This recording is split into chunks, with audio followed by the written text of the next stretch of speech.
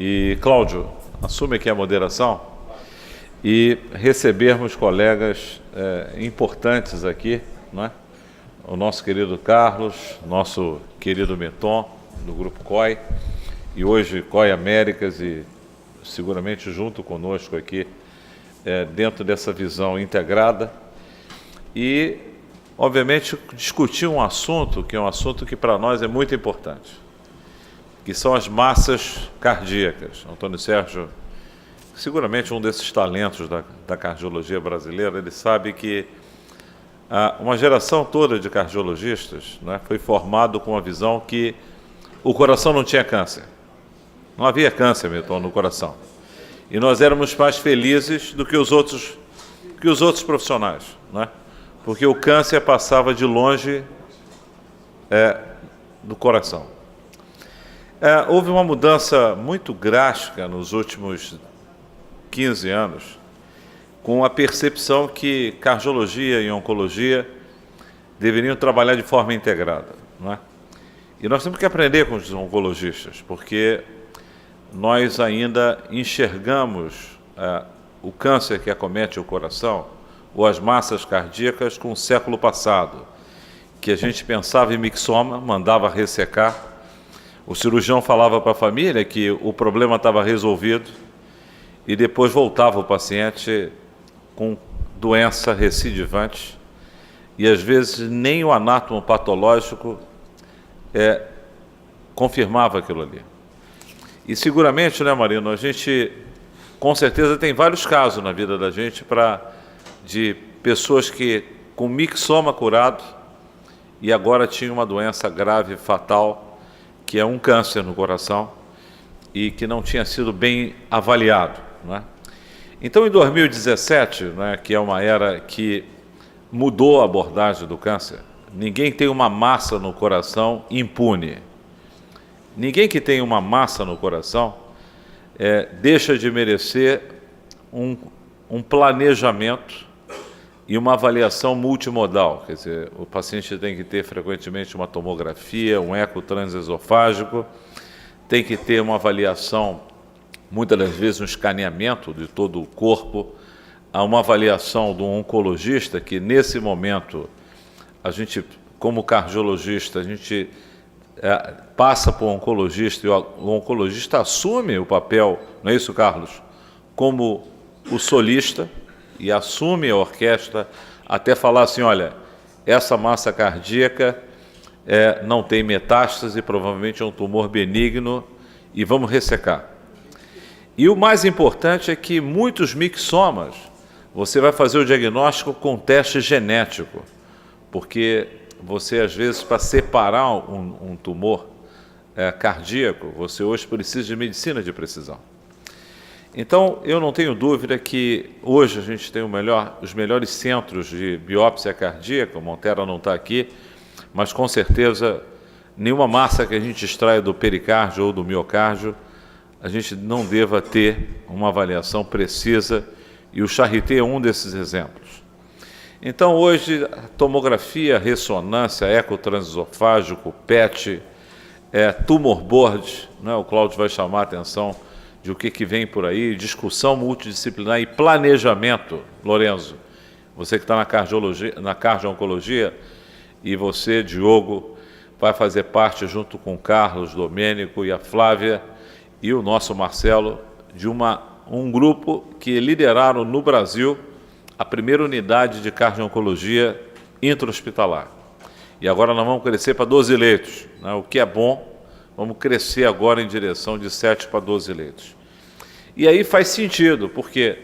Porque o paciente com a massa cardíaca, ele precisa de um adequado planejamento, acompanhamento e, obviamente, ter num centro de referência como o Procardíaco um local para a gente fazer isso.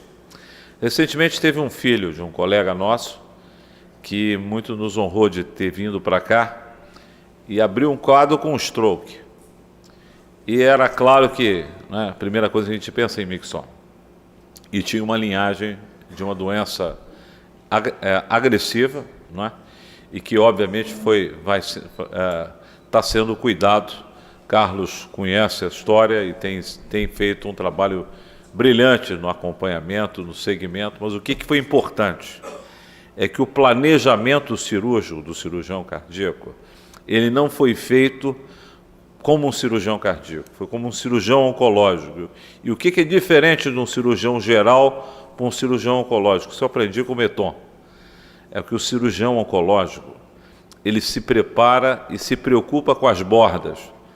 Ele se preocupa no todo o cuidado na ressecção do tumor para não promover metástase e, obviamente, não perder a oportunidade de curar o indivíduo. Então, só para vocês entenderem, quando vocês encontrarem uma massa no coração, a primeira questão importante é: eu estou frente a uma emergência médica, porque massas como o mixoma, que obstruem cavidades, elas podem matar o paciente em 24 horas. Se eu não tenho uma emergência médica, eu devo agir com muita sobriedade na busca do diagnóstico e no planejamento. Se eu tenho uma emergência médica, eu tento acelerar esses passos, convoco um tumor board e encaminho esse paciente para uma abordagem cirúrgica, porque eu já tive a oportunidade de perder o mixoma esperando a cirurgia no dia seguinte, e um edema agudo de pulmão fatal. Então, é só para mostrar para vocês que nós estamos numa era moderna, em onde a imagem molecular, a multidisciplinaridade, se faz fundamental frente a uma massa cardíaca. Então, hoje, quando eu vejo uma massa cardíaca, eu tenho muita humildade frente a dizer o que pode ser e qual é o prognóstico desse paciente. Então, e não deve ser operado em tudo quanto é lugar. Ou seja, se você tem uma massa cardíaca, procure um centro de referência para operar esse paciente, porque ele pode, depois de ser operado, ele ter sido perdido a chance de ser curado. E aí a gente vai encaminhar, não é isso, Meton, para um outro estágio que a gente, muitas das vezes, caminha para um cuidado de qualidade, de chance de cura muito menor. Então, é uma honra poder estar aqui, Cláudio, e, obviamente, a nossa residente, que vai estar apresentando a sessão, mas eu queria passar essa organização para você e dizer que a gente, como cardiologistas que somos, nós devemos estar cada vez mais integrados aos colegas da oncologia, aos colegas de imagem, quem tem a honra e o privilégio de ter o doutor Marino, que seguramente é uma das maiores especialistas em oncologia do Brasil, seguramente a gente caminhar, né, com calma, com organização, planejamento, é sempre o mais importante do que simplesmente remover o tumor e arranjar um problema em definitivo para o paciente. Obrigado, Cláudio.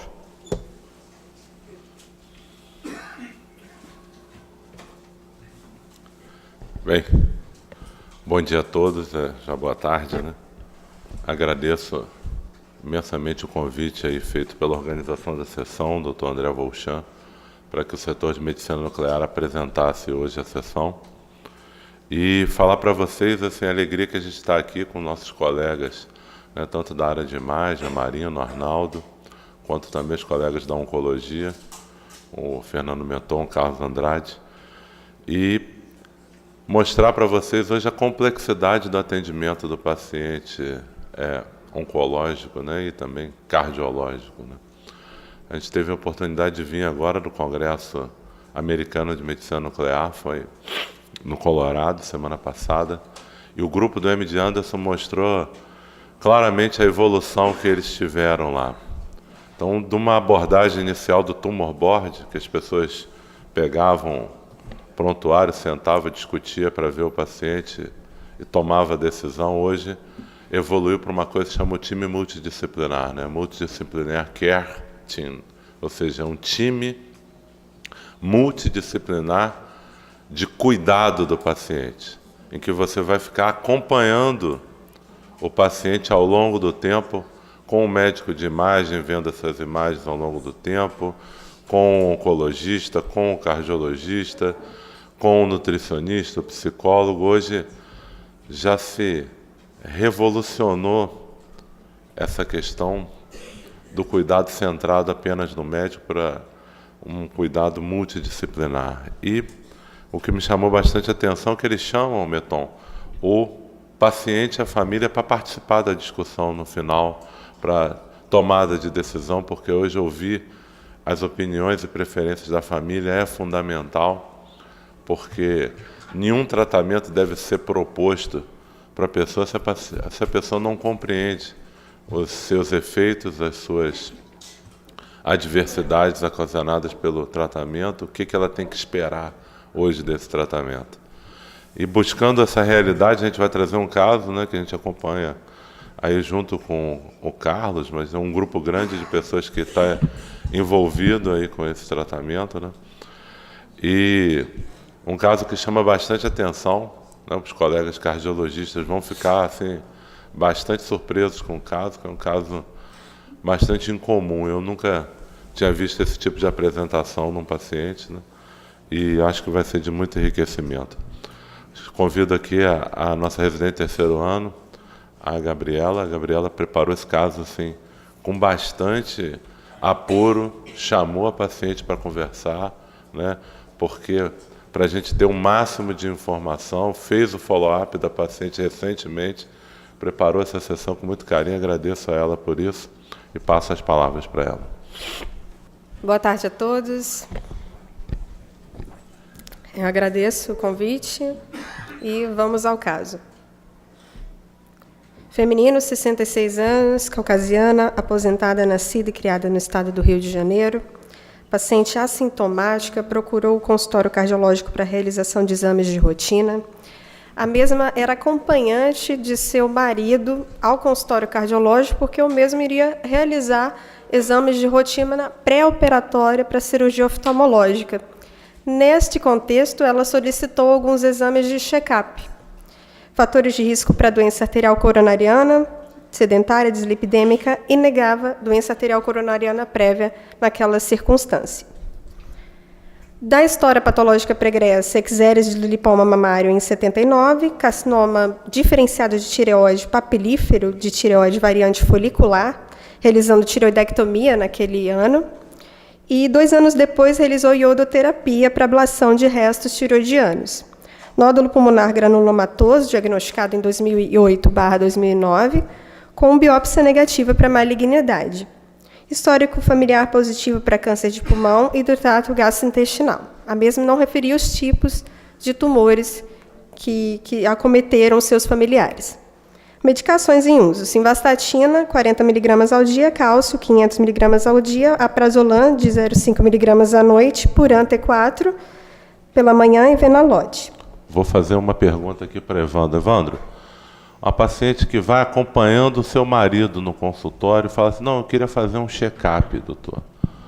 E tem essa história de fatores de risco cardiovasculares, né?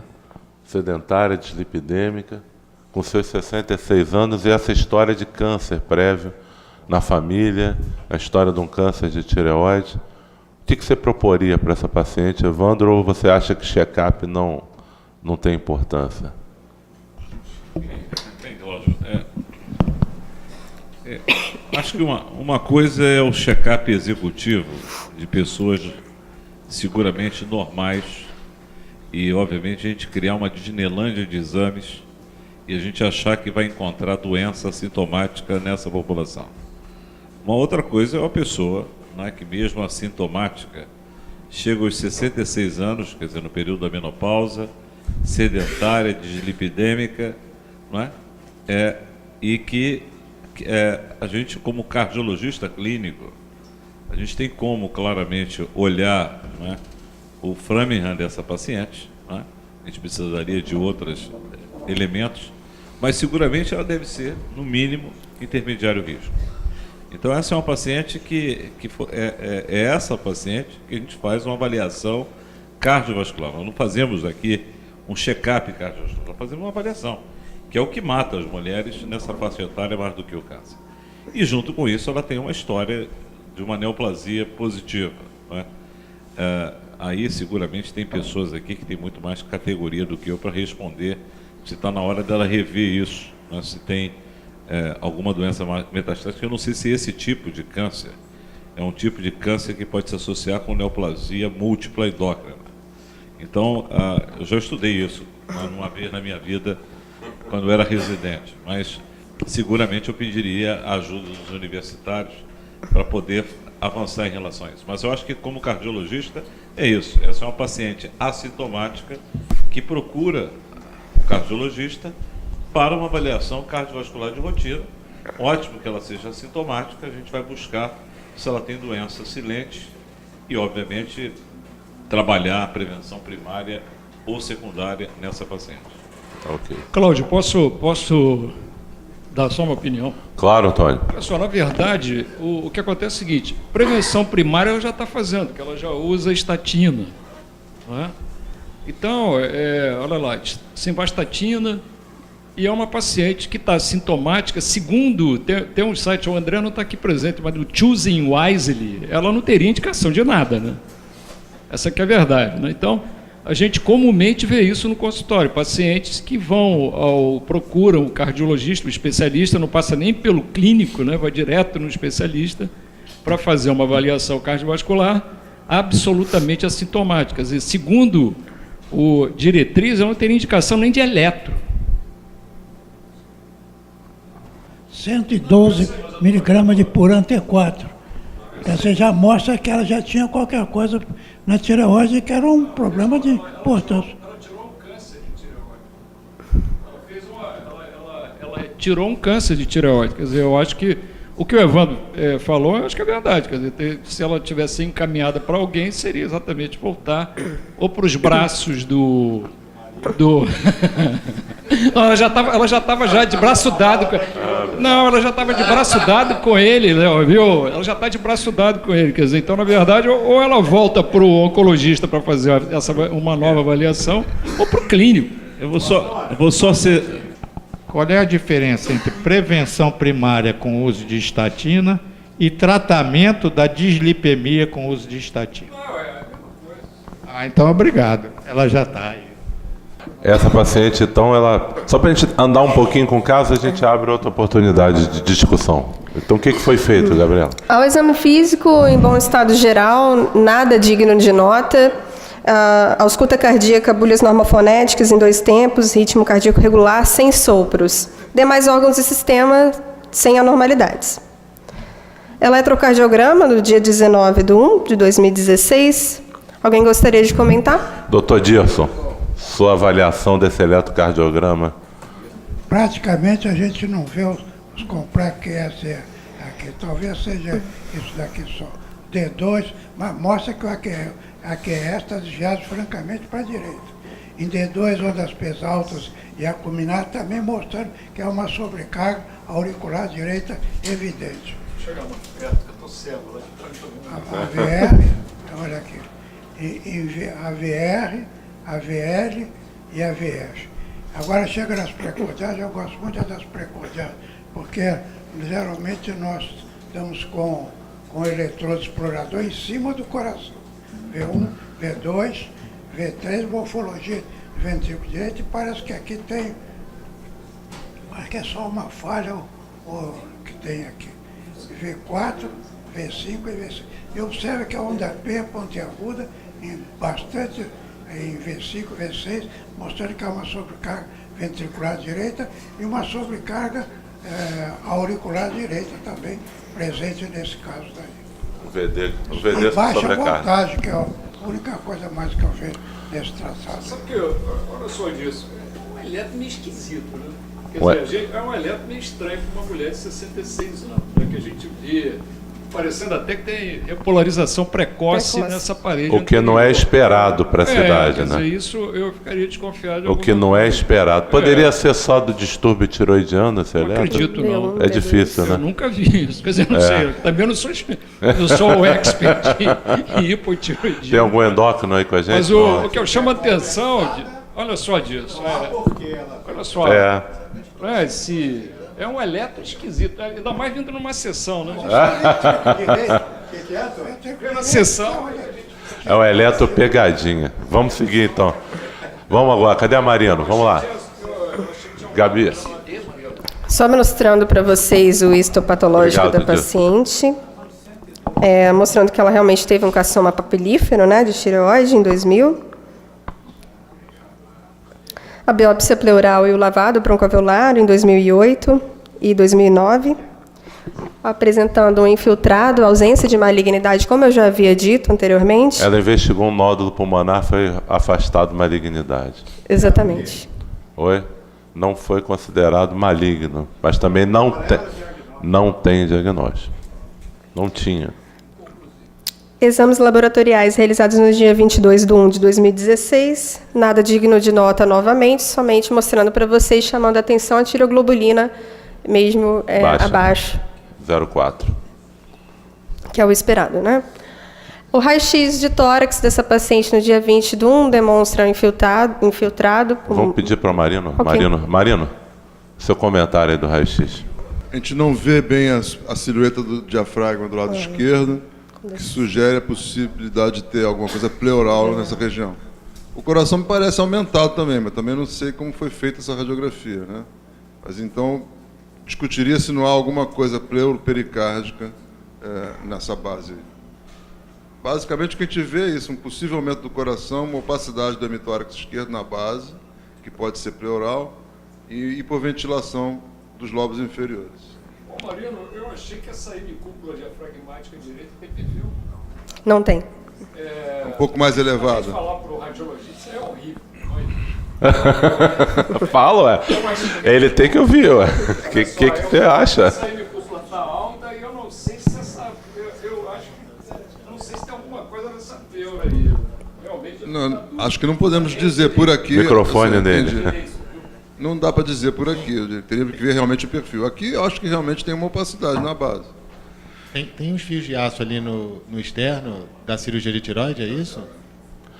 O que a gente acha é que esses fios aí foi da biópsia que ela fez, da pleura, quando investigou o pulmão. Pelo meio, é estranho. Estranho, né? A gente não sabe o que aconteceu. Não sabe. Pode ser um artefato. Não, mas tem... Mas é fio, não, é fio tem mesmo. fio. Foi bem observado. A direita diminuída em relação à esquerda, os espaços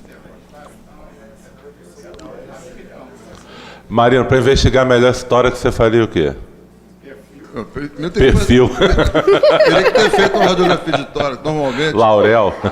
a radiografia de tórax convencional você deveria fazer inspiração, expiração e perfil, para você julgar essas alterações que estão sendo descritas aí. A posição do diafragma, se ele tem excursão ou se não tem excursão. Boa. Pode ser que ele não esteja inspirado no momento. Pode ter sido pouco inspirado. Né? Vamos seguir. Agora, é agora. Ecocardiografia realizada no mesmo dia. A gente pode observar Cadê o Arnaldo? nessa projeção. Quer dizer, o eco foi pedido em função do Do check-up. Não, foi todo um Foi check-up. tudo check-up. É, porque Isso. ela foi, pediu para o médico pedir exame, o médico Pediu tudo. os exames para Tudograma. investigar. E aí, qual é o achado do eco? O achado do eco foi essa aí, exatamente essa massa justaposta ao ventrículo esquerdo, inferolateral, né, que chama a atenção. Também nessa projeção a gente consegue observar. O laudo, então, do ecocardiograma, a fração de ejeção de 69, função sistólica normal do VE, sinais indiretos de déficit de relaxamento do VE e, obviamente, essa massa hipoecóica aí, intramiocárdica na parede inferolateral inferior, medindo 4,4 por 3 centímetros. Aventou-se, então, a possibilidade disso ser realmente um fibroma, um mixoma ou um lipoma. E, elegantemente, o médico pediu para solicitar uma ressonância, sugeriu a critério que solicitasse, e foi exatamente isso que foi feito. Marino, pode comentar para a gente a ressonância, por favor? Bom, são dois planos em duas câmaras, a direita e a esquerda Só um minuto. em três. A gente vê uma massa aderida à parede inferior e inferolateral. É uma massa heterogênea, mas que parece que tem a mesma intensidade de sinal que o miocárdio. É um pouquinho mais hiperintensa, um pouquinho mais cinza do que o miocárdio. e parece que está mais epimiocárdico e na cavidade pericárdica do que intracavitária propriamente. É uma massa sólida que está mais externa do que dentro da cavidade. É do pericárdio ou é do músculo, Mariano? Eu acho que está aderido ao músculo, sim, mas pode ser do pericárdio. Pode ser do pericárdio. A ressonância é melhor que a tomografia para massa cardíaca? É. Você acha que é o método de escolha? É a ressonância que você vai ver, aqui não está mostrando, mas outras sequências que vão medir as características do tecido, a presença de gordura, presença de sangue, se tem ou não tem captação de contraste, além da informação funcional que você, para obter com a tomografia, é mais difícil. Acho que a ressonância é o método de escolha. Ok, obrigado. Uma perfusão? Você quer fazer uma perfusão?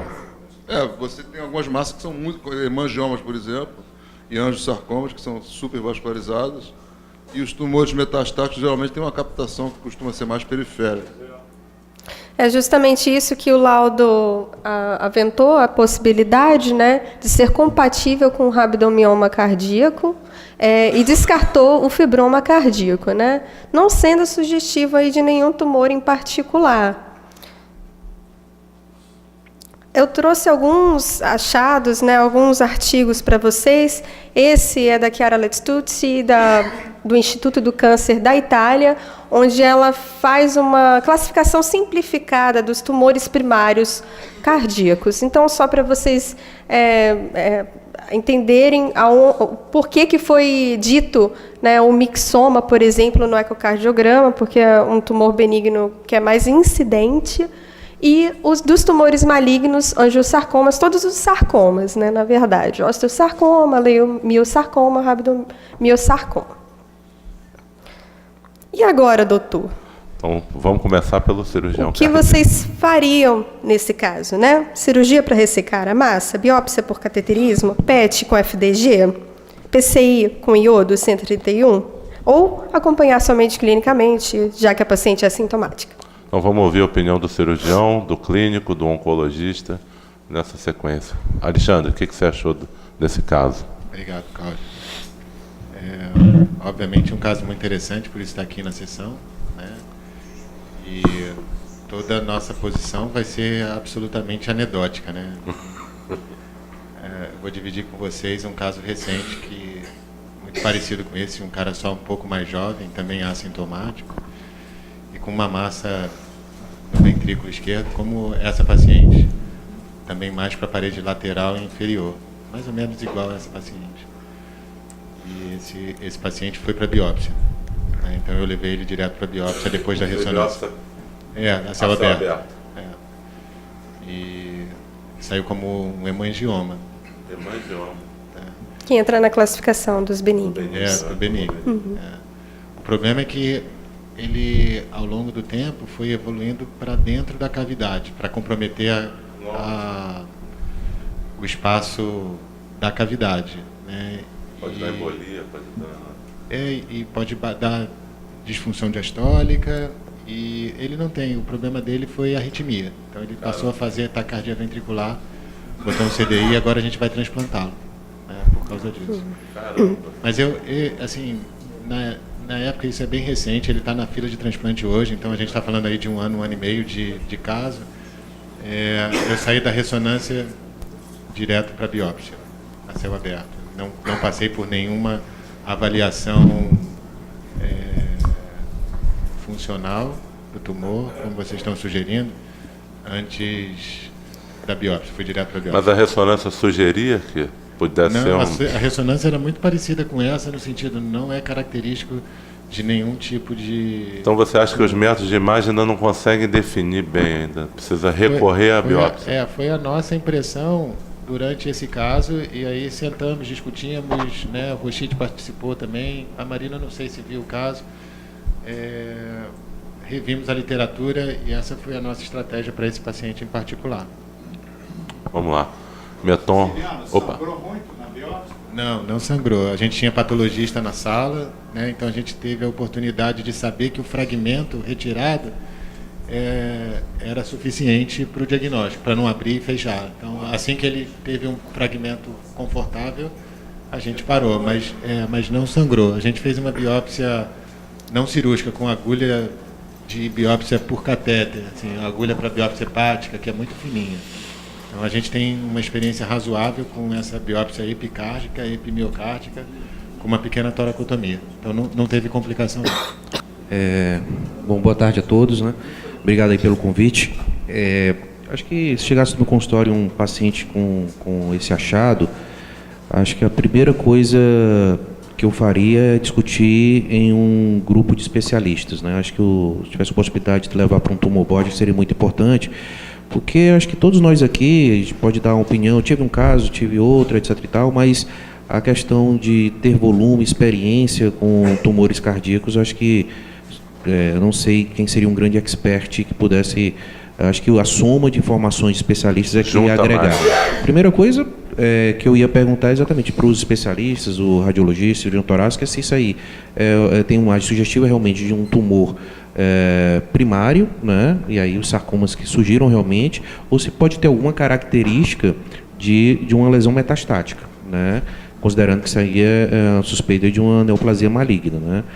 E aí o conceito do oncologista é tentar primeiro saber que tipo de tumor e fazer o estadiamento, né, se tiver essa suspeita, né?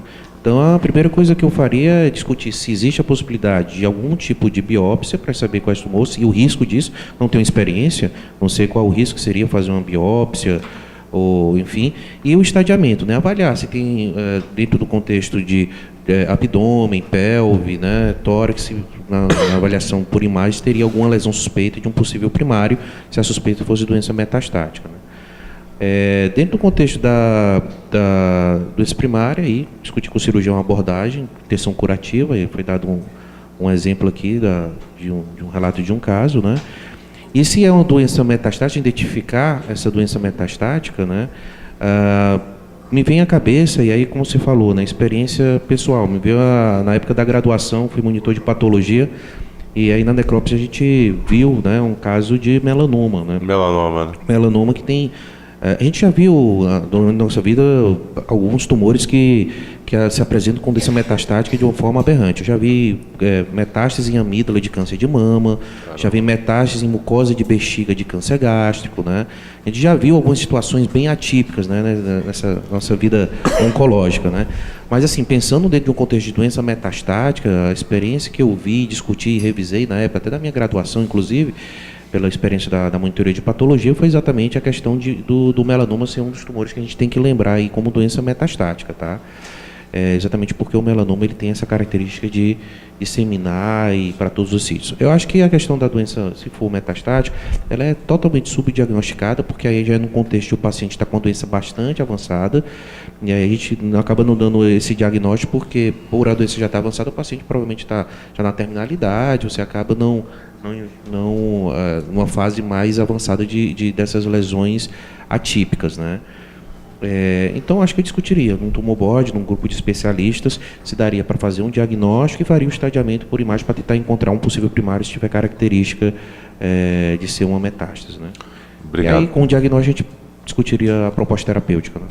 Carlos, o paciente chega com uma história de um câncer de tireoide, tem uma história de um nódulo pulmonar também investigado e agora aparece com a massa cardíaca. Para tentar juntar isso tudo, ou será que o doente está dando azar de ter um segundo câncer? É comum ter mais de um câncer na vida da pessoa? Como é que você pensou esse caso, quando você viu essa paciente? Até esse momento eu não tinha visto a paciente, mas, obviamente, no momento que você fez a pergunta para o Evandro, uma paciente com 12 anos, na verdade ela tinha 15 anos da última neoplasia dela, né? Ela foi em 2002, foi isso? 2000. Ela tratou com iodo em 2002. Nesse intervalo de tempo, eu não teria indicação nenhuma para uma pessoa assintomática fazer qualquer exame, né? Do ponto de vista oncológico, né? Aí você estaria curado do ponto de vista oncológico com 5 anos sem... Se ela pedisse muito algum exame, realmente ela não continuaria sem indicação de fazer qualquer coisa. Ótimo. Isso é bom. No momento que ela chega com essa imagem no coração, aí já muda de figura. Mudou, né? De figura. Eu acho que o exame que eu pediria seria uma tomografia de tórax e abdômen, no sentido de entender se existe alguma pista de um primário, e fora isso, direto com o cirurgião. Você acha que o PET com FDG pode ajudar a encontrar tumores assim que quando você encontra uma metástase em comum? Eu não pediria um PET Não antes de pediria. ter uma tomografia. Uma tomografia. Um exame simples. Exatamente. Ok. Agora, como o diagnóstico diferencial inclui uma doença que não seja primária do coração, a tomografia se justifica nesse sentido. Tá. Então, essa paciente sendo encaminhada para você, Alexandre, você já iria para a biópsia e caso na sala desse um tumor primário, você já partiria para a cirurgia direto ou faz o procedimento em steps? Em steps, eu acho. Primeiro tem que saber direitinho o que é, via parafina, ver tudo. Exato. A justificativa para a gente ter o patologista na sala era basicamente de saber que o fragmento de biópsia era Deu adequado. certo, né? Tá. Não Não para tomar já decisão. partir para a cirurgia a seguir, né? Até porque a abordagem para biópsia é diferente da cirurgia. Então a gente abordaria para biópsia por uma toracotomia lateral. Tá. Ok. Gabriela, o que aconteceu com o paciente? Foi tentado aí a biópsia por cateterismo, infelizmente o paciente instabilizou e fez então a imunohistoquímica após a biópsia a céu aberto mesmo no dia 26/7. A conclusão microscópica, então, como vocês veem, um carcinoma neuroendócrino metastático, com cromogranina e sinaptofisina positivos e um Ki67 de 10%. É um tumor metastático para o coração, abertura com um exame de imagem detectando assintomático. Só mostrando para vocês que existe a classificação da RU de 2010, que até então não tinha sido modificada, na verdade até a ASCO desse ano, e onde os tumores bem diferenciados, neuroendócrinos, G1 e G2, estava aí no Ki67 abaixo de 2%, G1 e o G2 entre 3% e 20%. Os tumores pobremente diferenciados, aí eles já partiriam para ser um G3, que denominaria um carcinoma neuroendócrino, né? Hoje em dia isso caiu por baixo e a gente pode notar que houve essa modificação, em especial nos tumores neuroendócrinos, nas neoplasias neuroendócrinas bem diferenciadas, podendo também ser um G3. Então, independente do Ki67, ou seja, acima de 20% um G3, mas que pode se comportar como bem diferenciado e ficar também entre G1, G2 e G3, ali na mesma classificação. Contanto que o Ki67 do G1 também houve uma modificação. Antes era abaixo ou igual a 2% e agora 3% de Ki67. Tá? Isso é uma coisa interessantíssima, porque antes, quando você tinha um índice de proliferação acima de 20%, você considerava o paciente apenas para quimioterapia, porque seria um paciente mais agressivo. Eles viram, né, que existe paciente com KI mais alto que 20%, que tem um comportamento indolente, de bem diferenciado, que o paciente tem uma progressão completamente biologicamente diferente de outros. Então, hoje você tem outros dados do anátomo patológico para você dizer se é um bem diferenciado ou um carcinoma neuroendócrino, que o tratamento tem que ser muito mais agressivo. Justamente por isso que eu mostrei um quadrinho do UpToDate que eu gosto muito, mostrando que pacientes com neuroendócrino de primário desconhecido, como que é o comportamento biológico desse tumor, se ele é indolente ou se ele tem um comportamento biológico mais agressivo. Outro estudo também, uma meta-análise, na verdade, que eu trouxe da Alemanha, né, foi feita em Berlim, onde lá eles pegaram os pacientes, fizeram uma análise, né, dos pacientes com o próprio database, né, dos pacientes nessa instituição, e 4 deles tinham aí metástase devido ao carcinoide. E na revisão da literatura, eles constataram 41 casos aí de tumores metastáticos cardíacos, sendo que quando o primário ele é conhecido, o midgut, que é o do intestino médio, ele sai na frente com 28 desses pacientes de 41. Então, a gente vê uma sobressalência aí desse tipo, embriologicamente falando, né? E o que é importante dizer desse artigo é justamente que a visualização dessa metástase cardíaca através do galho 68 DOTA-TOC num first time, né, seria o mais indicado, sendo que a ressonância magnética e o ecocardiograma ficariam aí para o follow-up desses pacientes, para o segmento desses pacientes. Tá? Só mostrando para vocês, esse é um corte coronal de um PET com galho, DOTA-TOC, mostrando um aumento do metabolismo, né, tanto no ventrículo esquerdo do paciente, bem como no intestino, no jejunho-ilho, ali nas regiões de intestino, jejunho-ilho, bem como os linfonodos adjacentes a essa lesão. Então, neste caso, foi encontrada uma metástase cardíaca com tumor primário, né? Bem como vocês podem ver na figura 2, um octeroscan, justamente mostrando uma captação focal em projeção cardíaca. E o uso do FDG, foi feita essa pergunta aqui. Esse artigo da Radiographics, ele mostra como que você vai diferenciar, a partir do FDG, uma captação que é muito suspeita de uma captação benigna, né, do coração. A gente sabe que a partir de um bom preparo do paciente, a captação que é a mais intensa no coração fica um pouco menor, né? Mas, em vista disso, as captações que são homogêneas no miocárdio, elas não são valorizadas. O que você valoriza mais é a captação focal mesmo, o aumento do metabolismo focal e com um cutoff de SUV máximo de 3,5. Então, acima disso, você já seria uma lesão mais suspeita. Eu trouxe aqui um caso interessante que foi feito no Instituto do Texas do Coração, onde foi diagnosticado somente um carcinoma do coração, um primário, né, do coração, com um neuroendócrino de alto grau. Então, era um paciente de 70 anos, masculino, que referia uma dispneia progressiva. E nas imagens vocês conseguem ver essa massa que fica aí ao redor todo o átrio direito, né, e pegando um pouquinho também da veia cava superior e inferior.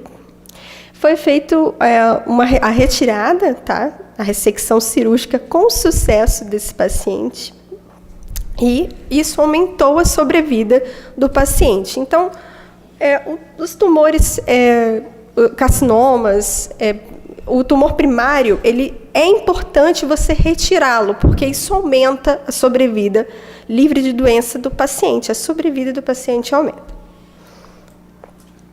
É importante, a gente está falando de carcinoma cardíaco, é importante a gente diferenciar de síndrome carcinoide cardíaca. Uma vez diagnosticado o tumor neuroendócrino, a gente pode ter essa síndrome carcinoide cardíaca, que nada mais é do que placas carcinoides no ventrículo e no átrio direito. Então, o coração direito ele passa a ser atormentado por essas placas carcinoides através, principalmente do 5-HTR3, que é o precursor da serotonina, e ele vai modular através de liberação de neuromoduladores, entre eles o TNF-alfa e outros tipos de peptídeos também, para a formação dessas placas carcinoides, tá?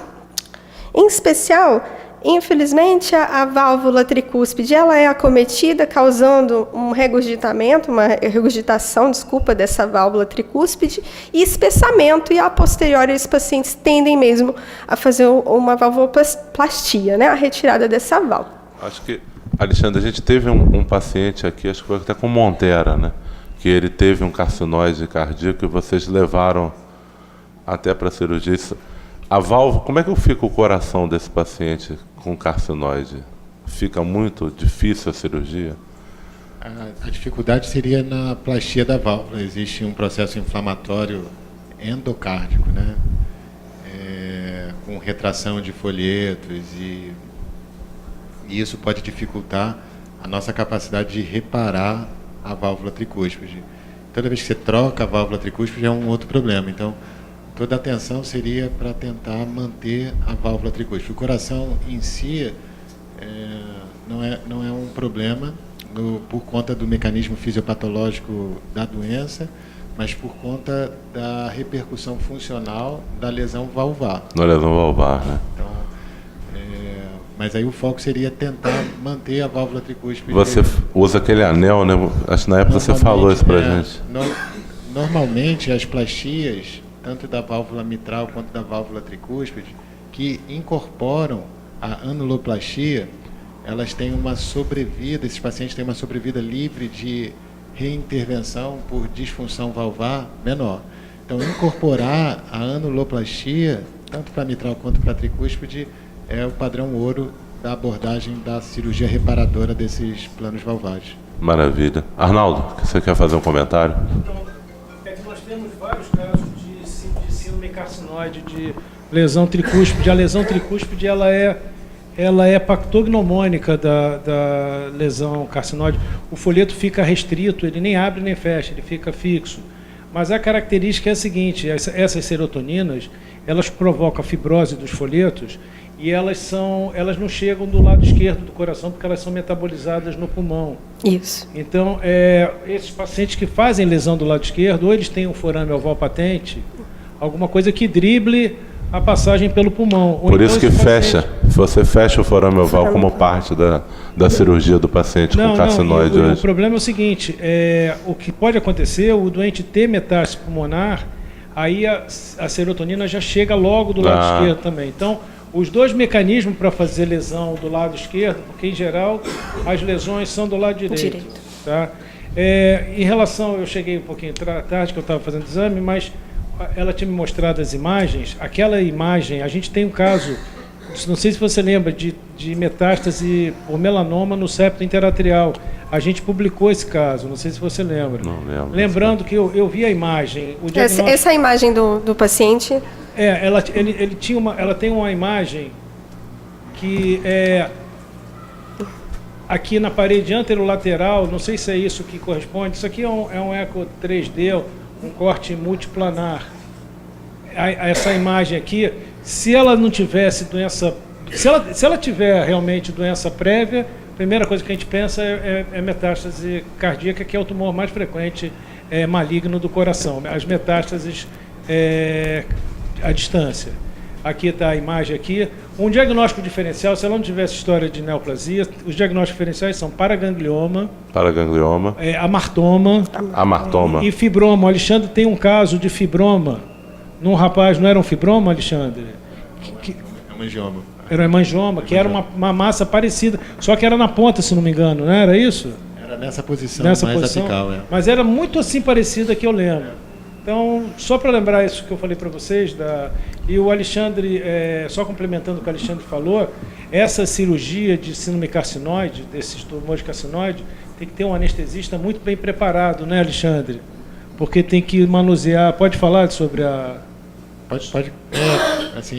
A anestesia, esses pacientes variam muito com a manipulação, né? Então, a pressão pode subir, pode cair, e a anestesia e a condução da circulação extracorpórea e pós-circulação extracorpórea podem ser complexas do ponto de vista hemodinâmico.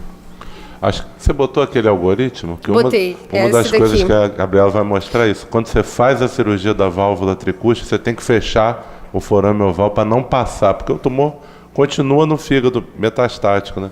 Então você tem que fechar o septo interatrial para a serotonina não passar para a circulação sistêmica. E a novidade que teve agora no Congresso americano, saiu a nova substância telotristat.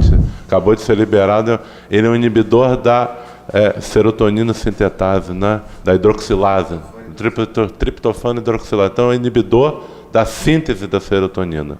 Então ele vai diminuir a síndrome carcinoide. O novo o objetivo é diminuir efeito. Deixa o Carlinho falar. A aprovação inicial dele é para aqueles pacientes que estão em uso de sandostatina e não estão controlando a síndrome. Então, o resultado foi uma redução de 30%. O desenho do estudo tem que tomar muito cuidado. 30% dos episódios de síndrome diarreia que eles tinham ao longo do dia. A questão é, houve um dos efeitos adversos, acho que a gente tem que usar mais o remédio, mas foi depressão. da depressão. Então, assim, tem que... Bloqueia a síntese de serotonina, né? O pessoal estava eufórico, porque os pacientes com síndrome carcinose, já veio paciente aqui, 40 episódios de diarreia por dia. É desesperador, o cara não tem vida. O paciente, quando ficou para fazer um exame de 2 horas, foi 8 vezes ao banheiro. Então, assim, é muito desesperador. Abriu essa questão. Se isso vai dar oportunidade, mas isso tem que estudar ainda, de interferir com a progressão da síndrome cardiológica. Das complicações. Beleza, vamos andar aqui. Vamos andar. Vamos lá. Só chamando a atenção aqui, como que você vai realmente ter o diagnóstico dessa doença, né? Então, sempre interessante você dosar os 5-ácido hidroxiloindolacético. Então, é importante porque tem uma correlação com o aumento dessa substância urinária de 24 horas em pacientes que apresentam a síndrome carcinoide, tá? E a partir daí você faz a ressonância magnética, ecocardiograma transtorácico, que está indicado nesse fluxograma, e o galho 68 do Tatad também está indicado. Essa paciente realizou a cintilografia com análogo de somatostatina, o Octroscan, no dia 8/9 de 2016. E nas imagens planares de 3 horas e 24 horas, a gente consegue ver uma captação pulmonar ali, bem tênue.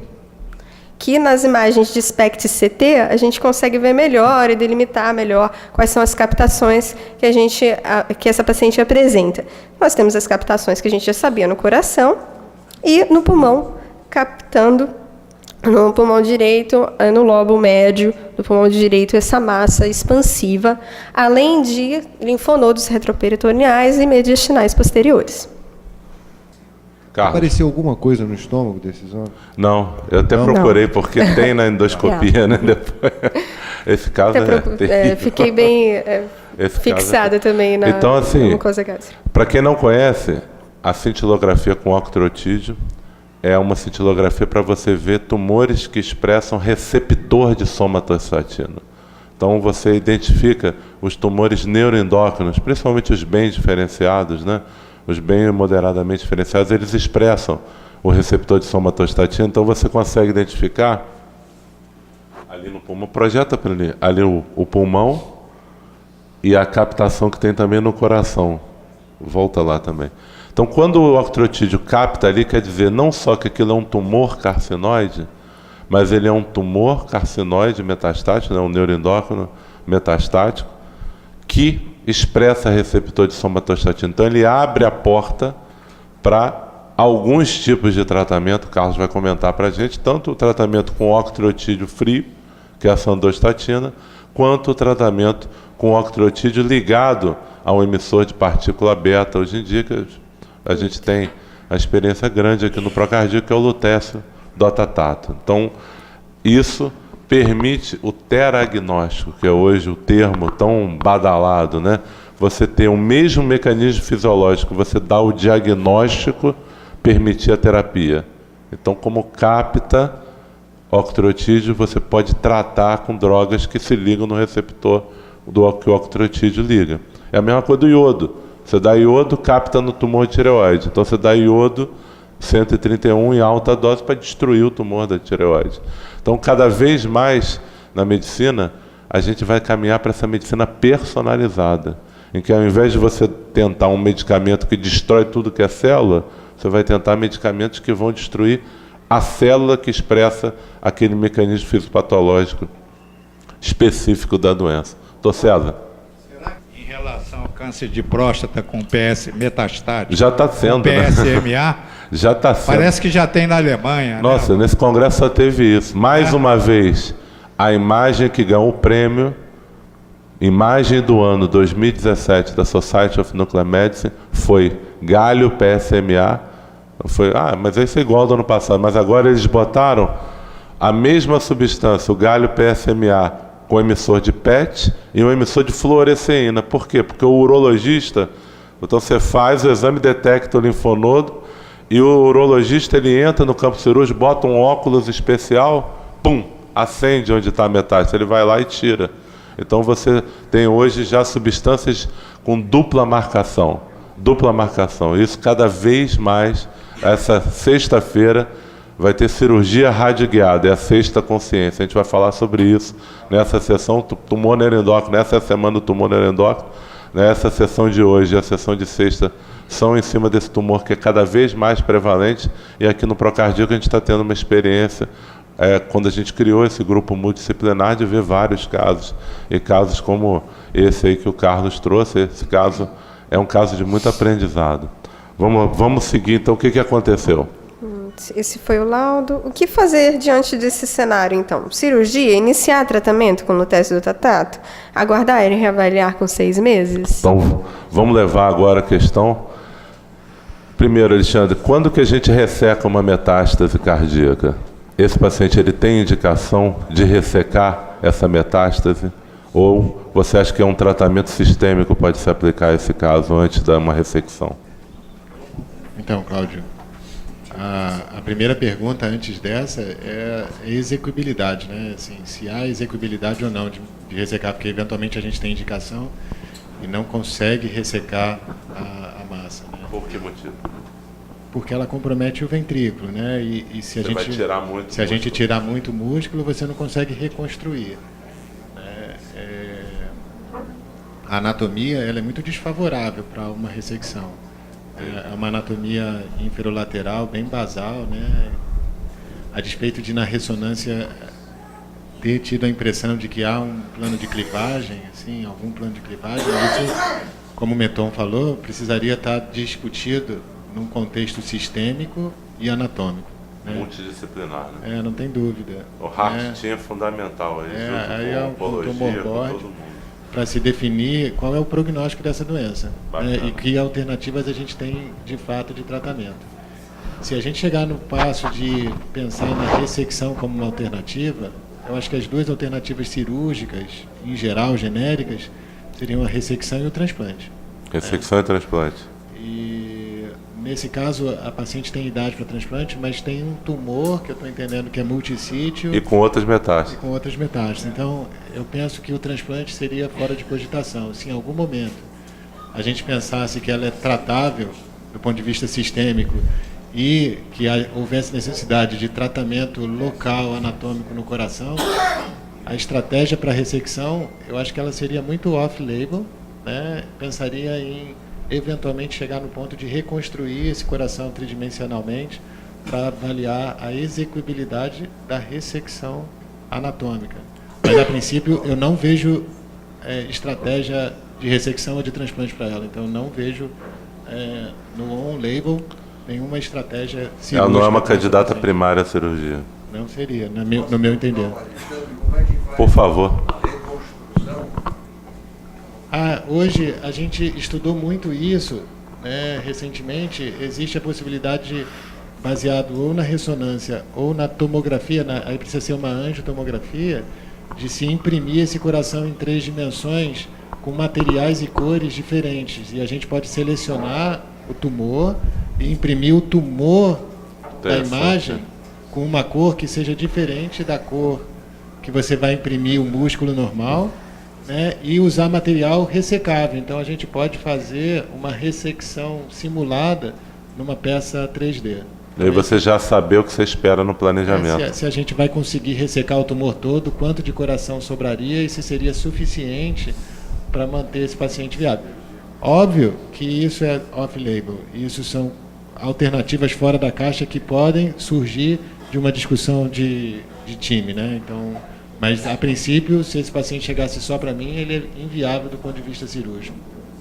Vamos lá. Meton, Carlos. O que fazer? Eu vou fazer alguns comentários aqui, mas eu quero escutar o que o Carlos fez, na verdade, né? Para aprender, né? Mas, na verdade, assim, a sensação pelo estadiamento a primeira impressão é que é uma doença que não tem indicação de tratamento com intenção curativa, né? não sei se trouxe para a sessão, se é algum caso excepcional aí, mas a minha sensação é que lesão no pulmão, linfonodos intracapitários, lesão, tá muito espalhada, abordagem né? cirúrgica, na discussão aqui multidisciplinar já falou que não abordaria cirurgicamente a princípio, então partiria para um tratamento de controle de doença, né? E aí, dentro das estratégias, né, que estão disponíveis, né, a gente já falou aqui do próprio lutécio e sandostatina, enfim, né? Eu vou esperar o Carlos falar o que ele fez aí para aprender um pouco com ele. Carlos, e aí, químio, lutécio? A primeira coisa é essa, está diante de uma pessoa absolutamente assintomática. Ela chegou ali, quer dizer, através de um exame que não tinha indicação de ser feito, e com aquele volume de doença. Quer dizer, quando ela chegou, ela só tinha biópsia. Eu solicitei o Octroscan exatamente para ver se a gente abria essa possibilidade. A minha preocupação, Alexandre, era uma lesão que não era pequena, né? E que tipo de repercussão que ela podia gerar ali, né? Então, esse universo do tumor neuroendócrino é muito interessante porque até a doença metastática, quer dizer, a gente tem um conceito básico que a lesão primária é uma lesão que cresce e que aí ela dá um acometimento linfonodal e que ela pode ter doença à distância. Isso é o tumor clássico. O tumor neuroendócrino é como se fosse uma pirâmide invertida. Você tem lesões pequenas primárias, acometimento linfonodal e doença à distância. Isso faz com que uma lógica, o racional de não se operar a doença primária vem sendo questionado. Quer dizer, existem relatos de pacientes com estado geral ruim que você opera o tumor primário do neuroendócrino e o doente melhora muito. Foi muito falado isso no Congresso, muito falado. Só falaram nisso. Então, isso é um terreno para discussão realmente multidisciplinar, né? No caso dessa paciente, quando eu vi o Octroscan, eu falei, bom, a minha preocupação era a questão do miocárdio, no caso. O uso do lutécio, ele não está aprovado em primeira linha, mas em segunda linha é o que dá a maior taxa de resposta que a gente tem até hoje para tratar com tumor neuroendócrino. É uma taxa de resposta que não é tão alta, em torno de 18%, mas isso é 6 vezes maior do que qualquer outra intervenção para um tipo de tumor como esse. E aí a ideia foi exatamente encaminhar ela para fazer um lutécio, né? Um outro dado que surgiu, não sei se vocês vão apresentar a endoscopia dela. Sim. Vai, no final. Vai? Tá bom, então acho que assim, Alô? Isso que eu queria falar do que o Carlos falou, assim, no Congresso fala o tempo todo, encontrou a metástase, tem que buscar o primário, porque o primário, quando você tira, a sobrevida do paciente é melhor do que na doença metastática, esse negócio diferente do que a gente estava esperando. Posso falar um segundo? Só um segundo. Oi, doutor Como Fialho, se falou pode falar. em fluoresceína, eu estou me lembrando de 40 anos atrás, mais ou menos, eu ganhei o prêmio Francisco de Castro na faculdade pelo uso da fluoresceína na velocidade circulatória. Que interessante. Teria algum emprego atualmente também da fluoresceína, estudar nesse caso a velocidade circulatória? Não, hoje que eu tenho usado fluoresceína é linfonodo de sentinela para facilitar a cirurgia, né? Mas, então... Eu queria comentar o seguinte, esse dado de operar o primário e repercutir na sobrevida é basicamente do mid-gut, né? Que interessante. Isso aí é um dado que surge nos tumores que vão do ilho, jejum no ilho seco. Esse aqui é o modelo que isso ficou claro. E aí o que acontece? Você faz os exames no paciente, não encontra a lesão ali naquela região e opera o doente sem ter encontrado a lesão. E em 90% dos casos o cirurgião acha a lesão. Na sala. Na sala. Então, assim, é uma abordagem muito agressiva que legal. E contra-intuitiva. Totalmente, você não encontrou na imagem. Sem saber que tem a lesão. Então, todos os exames podem ser negativos e você opera o doente e encontra a lesão primária no mid-gut. Não, o Wilter entrou na cirurgia com Linhares, né, Wilter? A gente faz o exame de imagem e como é que é na sala, Wilter? Já dando uma prévia. A gente entra com o aparelho Gamma Probe, né? E a gente consegue ir justamente em cima da lesão para retirar, né? onde o aparelho ele detecta justamente aonde as Onde imagens capta o foram- alto. E é muito mais sensível do que a Sim, imagem. sim. Você precisa ver, você faz a cintilografia, Aonde- acha que a doença é uma coisa, vai com um probe dentro da sala e encontra muito mais. É um negócio de doido, de doido. Isso foi no primário, numa lesão primária de Delgado. Não, no caso nós retiramos a Linfonodo. metástase. Metástase. Foi sensacional. Ele faz tanto a palpação, né, que ele encontra com a 90% com a palpação. com a palpação, e também está fazendo a cirurgia radioguiada, que é o tema aí da sexta-feira. Mesmo para o ambiente cirúrgico, né, esse tema é um tema que foge um pouquinho aos conceitos básicos. Né? E é uma revolução. Fala, doutor César, para a gente fechar a sessão. Essa questão da ressecção é um negócio fundamental. Porque há uns 4 anos atrás, rapidamente, nós tivemos um doente espanhol de alto nível, foi operado na Espanha com um diagnóstico de tumor de baço, e depois lá teve que ser reoperado, porque não era um tumor de baço, era um neuroendócrino de cauda do pâncreas comprometendo o baço. Aí ele foi reoperado. Aí fizeram uma corpo caudal de pâncreas. Com a e ele ficou chateado na Espanha e veio para o Brasil, pô. Caiu na nossa mão. Foi bom isso. Eu tive uma experiência interessante.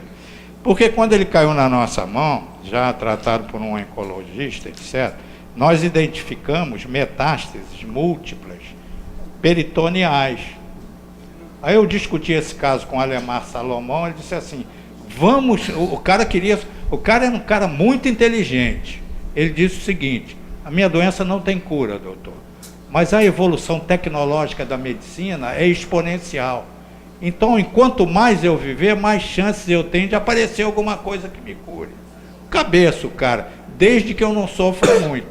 E aí nós discutimos com o Alemar, vamos fazer uma cirurgia de citorredução. Abriu o cara, ele ressecou 292 nódulos mesentéricos e epiploicos positivos para o tumor, tá? E esse doente, depois dessa citorredução, com quimioterapia de resgate, essas coisas todas que vocês fazem, mas foi graças a isso ele sobreviveu quase 2 anos, até que apareceu uma lesão metastática cerebral que fulminou ele. Então, ele sobreviveu quase 2 anos, infestado de metástase. Hoje isso tem estudo. Quanto mais você consegue tirar, a sobrevida do paciente é maior. E depois ele começou a sentir algumas dores, estou terminando. O Alemar disse assim, vamos fazer um second look. O doente topou, ele tinha uns nódulos, ele ressecou todos, era tudo inflamatório. Caramba. Não tinha nada neoplástico. Até hoje eu estou abismado com esse caso. Tá? Vamos fechar o caso. Virei oncologista. É isso aí. Alguns exames foram solicitados, tomografia de tórax para esse paciente no dia 11/8/2016, análise comparativa realizada com o estudo anterior de 12/6, contemplava não somente aí essa massa expansiva no lobo médio do pulmão direito, mas também linfonodomegalia infracarinal de 1.3. O ATC de abdômen e pelve mostrou um nódulo hipocaptante ao contraste na cauda do pâncreas de 1.3 e uma lesão nodular na luz do estômago, medindo 2.2 por 1.7 centímetros. A endoscopia digestiva alta, então, foi solicitada devido a este fato e realizada a biópsia gástrica, mas não foi possível, na verdade, alcançar a lesão ali extramucosa, não foi feito, então, a biópsia. Que coisa, né, Carlos? É comum isso, Carlos? Não conseguir biopsiar a lesão? Eu acho que assim, não sei se foi alguma dificuldade técnica que apresentou. Ela está com uma segunda endoscopia solicitada. Você está então buscando de novo avaliar. Ali, tá ok. Porque está suspeito, né?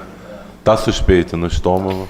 Além disso, ela fez uma colonoscopia no dia 4/10 e seco, válvula iliocecal e ilho terminal são normais aí, mostrando a importância do midgut, aí a procura. Não foram visibilizadas nenhuma lesão expansiva.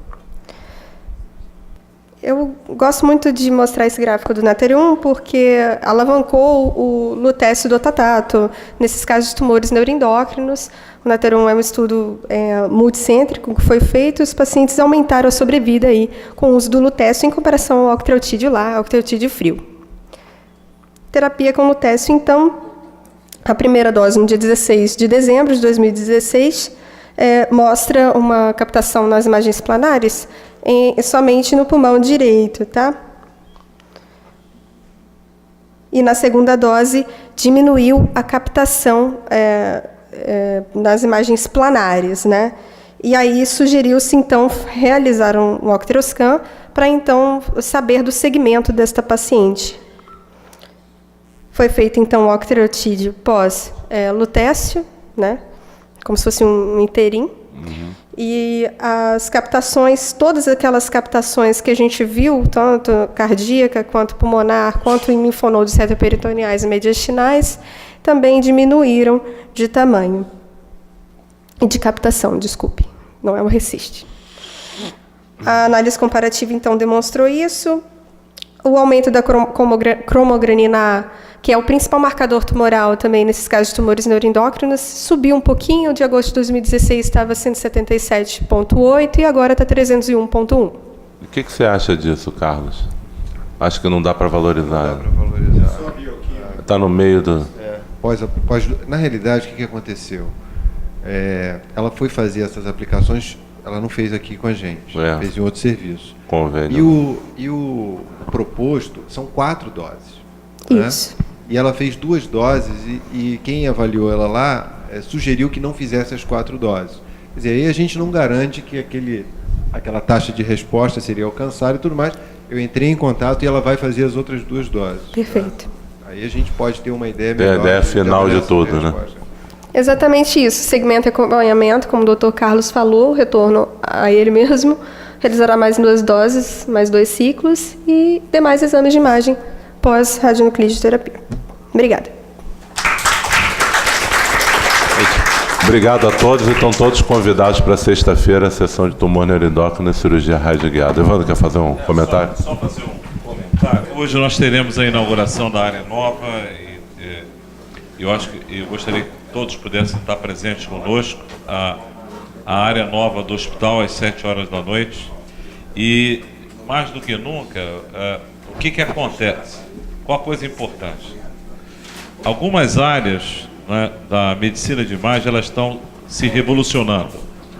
O médico deixa de ser fundamentalmente quem faz um exame complementar e passa agora a cuidar do paciente e tratar do paciente.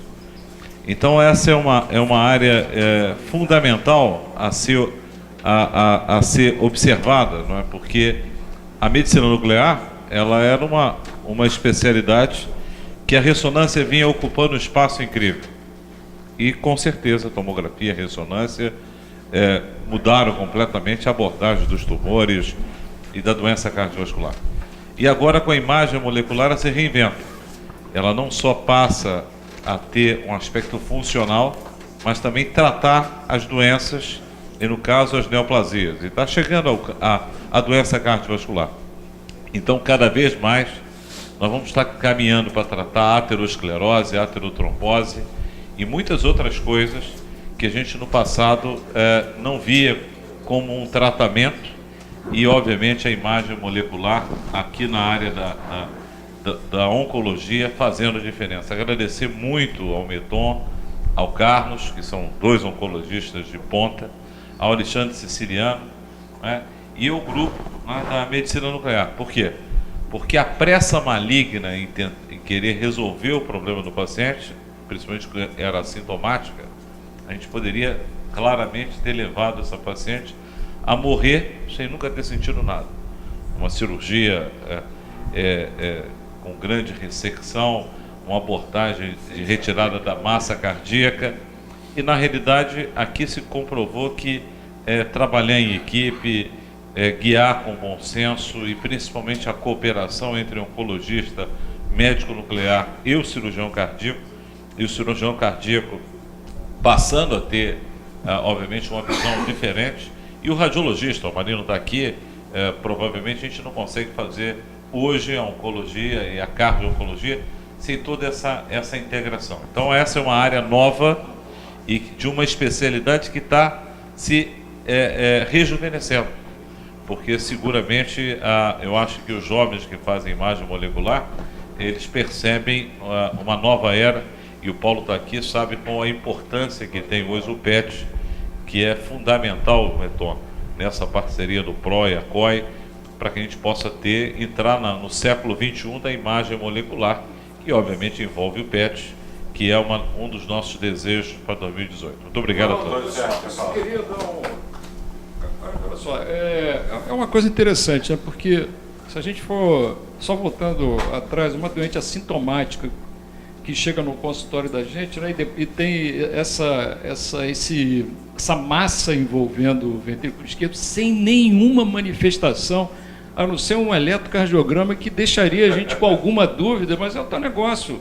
Quantos pacientes assintomáticos a gente vê? Pelo menos eu vejo alguns eletros estranhos que a gente fica até receoso de fazer uma investigação mais profunda, mas é interessante só para mostrar a dificuldade que é a cardiologia, né? Eu esperaria, quando você apresentou a sessão, eu fiquei pensando, quando fizer o eletro dessa mulher, vai ter alguma coisa assim espetacular, né? Que a gente nunca viu. O Cláudio ficou falando, né? Mas realmente é um caso surpreendente, né? Porque com aquele envolvimento da parede inferior e lateral e não tem nenhum tipo de manifestação, nenhuma extrasístole.